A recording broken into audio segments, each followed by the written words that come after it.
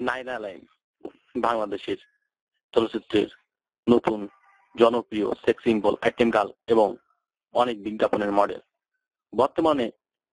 বর্তমানে কেন, আসলে শুরু থেকে আমরা এই মডেলকে দেখতেছি যে তিনি খোলামেলা শরীরে অভ্যস্ত।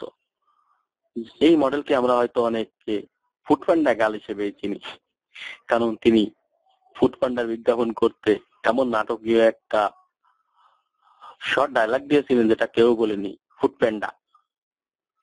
তা এখন বলতে চাই যে নাইলা নাইম যত অশ্লীল দৃশ্য অভিনয় করুক না কেন, অশ্লীলতা মূলত তার টাকার জন্য তার সব করা।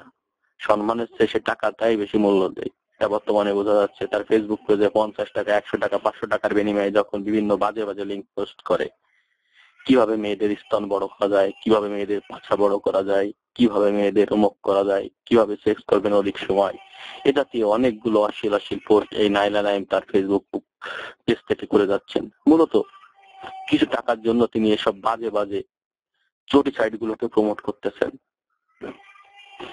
আমি নিজেও দেখেছি নাইলা নাইমকে, 2 দিন আগেও তিনি পোস্ট করেছেন মেয়েদের স্তন সুডৌল করার উপর। আমি জানি না এর অর্থ কি, সুডৌল কি পুরোপুরি এখনো জানিয়ে পারলেন না, কিন্তু এই নামে তিনি পোস্ট করেন। তবে তার মতো একটা নায়িকার কাছ থেকে এর থেকে বেশি কিছু আশা করা যায় না। তিনি অবশ্যই একটা বাজে এবং খুব খারাপ মডেল। সবসময় তো খোলামেলা ফিগারেই তাকে দেখি, সরু কোমর বাঁকিয়ে হাঁটতেই ভালোবাসেন। তবে এখন কি শুরু করছেন, টাকার জন্য নিজের ইমেজটাও শেষ করে দিচ্ছেন, বাজে বাজে চটি সাইট গুলোকে প্রমোট করতেছেন। তাই নাইলা নাইমের কাছে অনুরোধ, এ থেকে সরে আসুন।